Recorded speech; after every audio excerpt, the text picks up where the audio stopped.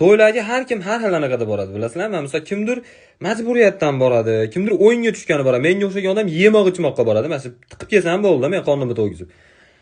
Endi shunaqa narsa bor ekan, yosh katta opalarda kelin ko'rgani kelishar ekan. Tayyor podium ekanda, u yerga qizlar yuradi-yu, o'shalardan kelin istab kelishar ekan. Qizlar qo'qib ham qopti ba'zilar to'yga borishga.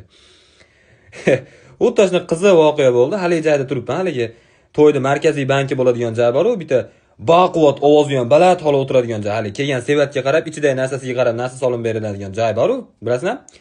Endi yeydigan narsalar hammasi ashidaligi uchun shu yaqinroq joyda turibman. Bitta opa oldimda turibdi. Bitta qiz shunday o'tdi. Rosa kelin qiladigan qiz bo'lib qopti, dedi. Qarang, bo'ylari yetib bir surishtirib, akangizga anaqa qilsak bo'lar ekan dedi.